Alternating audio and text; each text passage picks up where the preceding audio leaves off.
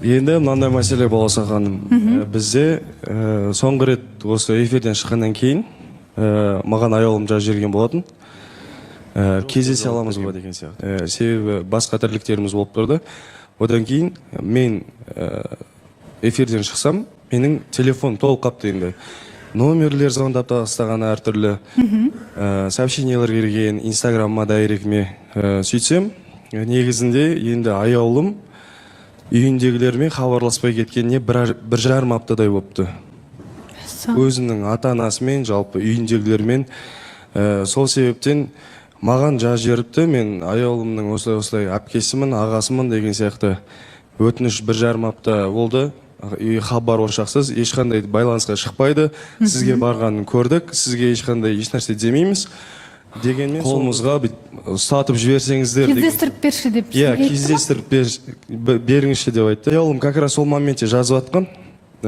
Тұрдым да, хорошо дедім. Аяулымға айттым, онда сол жерде отыра тұр. Мен қазір барам дедім. Сөйтіп, тамақ ішіп отқан жерімнен тамағымды тастап, тұрдым да, резко сол жаққа бардым. Демек, сонда үйіндегілеріме ренжісіп қалған ба? Үйіндегілеріме ренжісіп болып, ағасы, сестрасы, бүкіл ата-анасымен жалпы сөзге кеп қалған екен. Мен хабарласпаған. Менен басқа ешкіммен сөйлеспей деген. Бірақ инстаграмда отырады. Сөйтіп маған жазған кезде мен как раз жазып қалам. Сөйтіп ағасының номерін сұратам. Ағасына, туған ағасына айтам. Осылай, онда мына адреске келіңіз. Мен сол жаққа бара жатырмын, бір 4 минут бұрын жазды деген сияқты. Барып, күтіп тұрдық. Сөйтіп аяулым шықты. Сөйтсек өзінде бір мәселелер болып жатыр, келмейді деген сияқты әңгіме айтып жіберді сол жерден. Мен тұрдым да, жарайды онда сіздер енді қарсы болып тұрсаңыздар, енді өздеріңіздің ара қатынастарыңызды мен білмеймін, қандай мәселе болып жатқан. Бірақ та дұрыс жағынан шешіліп кетсін деп, сол жерде ағасының қолынан беріп, ұстатып жібердік. Қолде хабарласқан жоқпын, ол кісіні бұғаттап тастадым бүкіл жерден. Себебі былай айтқанда енді бізге де личный проблема керек емес деген сияқты ғой. Ағасына жазып жібердік, ағасымен сөйлестік. Сол кезде бәрі жақсы, уайымдама, енді ол біздің қолда деп жазды. Сонымен бізде ара қатынас тоқтады болса хан.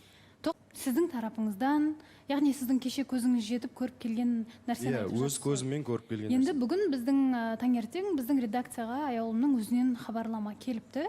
Ол жерде мен барлық мәселені отбасыммен шештім. Арамызда барлығы дұрысталды. Мен келіп әрі қарай таныстықты жалғастыруға дайынмын депті. Және келемін дегенде еді негізі, бірақ өкінішке қарай үлгере алмай қалған екен, содан кейін эфирге шыға алмады. Яғни ниеті қайтадан қалай болады екен ол? Ағасына өзім ұстатып қайтадан жалғастырып. Қорқып отырсыз аяулымнан? Бүкілінен қорқып отырмын, халықтан қорқып отырмын мен. Шынымды айтайын, біртүрлі болып қалдым андай. Жоқ, сіздің айтқаныңыз әңгімеңіз шын екенін біз білеміз. Бүгін енді қыз ойынан айнып, барлық мәселесін шешіп, отбасы рұқсатын беріп келіпті. Не білесіз?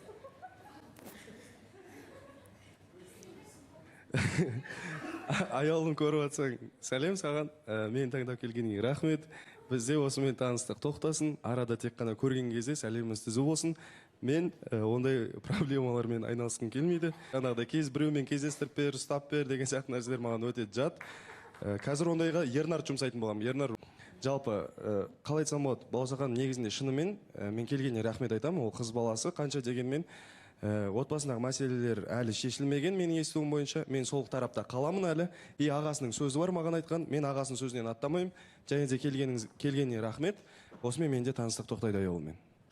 Қайырлы күн. Тағы да амандасып қойып болмын. Ондай жерлерге Ернар жұмсайын қалай болып жұмсам жүрем айтайын.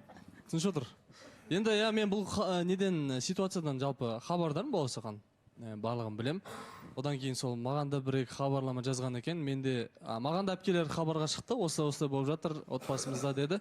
Бірақ сонымен енді аманшылығын білдіртіп, айтып, сондай бір кішкене атсалысқанымыз бар енді баласақан. Бірақ өзіне де жазып жібердім. Ата-анаңды уайымдатпа, анаңды уайымдатпа деген сияқты. Енді анасы сәл-пәл ауырып қалған екен. Сонымен анаңды уайымдатпа, үйіңе қайт дедім да, менде бүкіл жерден блокқа тығып тастаған жайым бар. Менің де ондайдан басқа хабарым жоқ. Келетін, келмейтін білмеймін, бірақ енді мен ол жақта вообще қатысым жоқ қой. Енді таныстық бұл кісімен болғаннан кейін Саттәулеттің өзі бірінші тоқтатып, аман-есен ағасына табыстапты. Енді үйіне аман-есен оралып, жақсы болып кетсе, біз қуанамыз ғой. Неге басқа қалаға кету керек осы 1-2 күнде. Шымкентке ма, Түркістанға ма, точносын білмедім. ал бірақ енді ертең бүгін эфирге үлгермей қалды, ертең келіп жатса сіз сонда бәрібір көрісіп бір сөйлесіп Жо, сөйлесіп болған сияқтымын Балзахан. Рахмет сіздерге, мен болдым. Мен тоқтатайын, мүмкіндік болса. Төбет көрісіп, айтып қойдық бір-бірімізге. Разы екен маған, әйтеуір. Бекзат. Соңғы рет сөйлескенде. Иә, Балзахан негізі Сатәулеттің несінен жүзінен бір қорқыныш көрініп тұр. Негізше олай қорқатындай, ой, одан аулақ болдым дейтіндей бір мәселе болды ма? Бағана енді ағасының сөзіне баласын өтіп кетесің деп ойламаймын, Сатәулет. Ернарында бұғаттап тастайтындай бір мәселе болды ма деп сұрақ қойғым келіп тұр. Қандай мәселе болды деп? Мәселе болғанда ешқандай мәселе болған жоқ. Балса ханым, шеттен тыс звондаулар кешке түнде мазамды алады. Сондай нәрселер болмаса енді. Жақсы. Сол себеппен. Ештеңені түсінікті. Жайғасыңыз. Үміткер күтесіз ғой, иә? Әрине. Сіздің таныстығыңыз жалғасып жатыр ма? Иә, жалғасып. Маямен. Иә, жалғасып жатыр. Кеше кездескенбіз. Бәрі дұрыс па? Дұрыс, иә. Ертең туған күн айтпақшы. Өзіңізде жалпы бәрі жақсы ма? Жақсы, иә, шүкір. Жаман емес. Неге қорқасыз? Білмеймін, сізді спонтанно ұрасың. Қорқатындай бірдеңе бар ма? Жоқ, жақсы. Бір түрлі қойғансың. Жоқ, жақсы, шүкір.